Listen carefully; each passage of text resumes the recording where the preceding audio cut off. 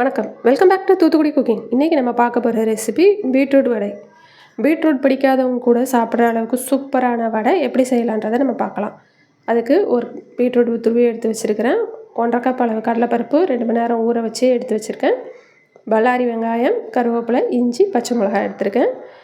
இப்போது கடலைப்பருப்பை கழுவி நல்லா தண்ணி வடிச்சிட்டு சேர்த்துக்கிடுவோம். தண்ணி இல்லாமல் பார்த்துக்கோங்க. இதில் ஒரு கைப்பிடி கடலைப்பருப்பு தனியாக எடுத்து வச்சிட்டேன்.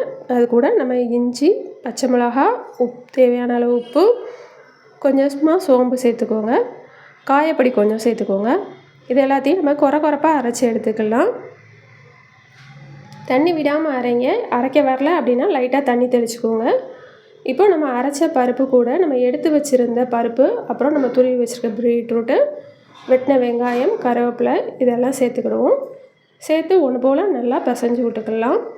நம்ம தண்ணி விடாமல் அரைச்சோம்னா தான் இப்படி பிசையும் போது தண்ணி விடாது. இல்லாட்டினா பீட்ரூட் போட்டு நம்ம பிசையும் போது தண்ணி விட்டுரும். ஒருவேளை உங்களுக்கு அப்படி தண்ணி ஆயிடுச்சுன்னா கொஞ்சமாக பச்சரிசி மாவு சேர்த்துக்கோங்க.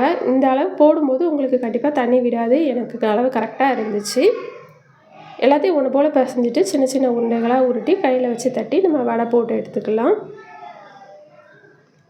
பீட்ரூட் ஒன்று பெரிய அளவாக எடுத்துருக்கிறேன். இல்லாட்டினா 1.5 கப் பருப்புக்கு 1.5 கப்பு பீட்ரூட் துருவல் அப்படின்ற அளவு எடுத்துக்கோங்க, கரெக்டாக இருக்கும். பபிள்ஸ் அடங்கினதும் வடையை திருப்பி போட்டு அதுக்கப்புறமா எடுங்க. அவசரப்பட்டு உடனே திருப்பிடாதீங்க. கலர் மாறாமல் அப்படியே எடுத்துருங்க. அடுப்பு மீடியம் ஃப்ளேமில் தான் இருக்குது, ஹை ஃப்ளேமில் வைக்காதீங்க, உள்ளே வேகாது.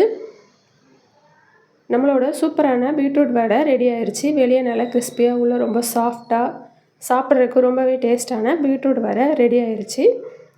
நாங்கள் இப்போவும் பீட்ரூட் வடை சாப்பிட போகிறோம். நீங்களும் உங்கள் வீட்டில் செஞ்சு பார்த்து சாப்பிட்டு எப்படி இருக்குன்னு சொல்லுங்கள்.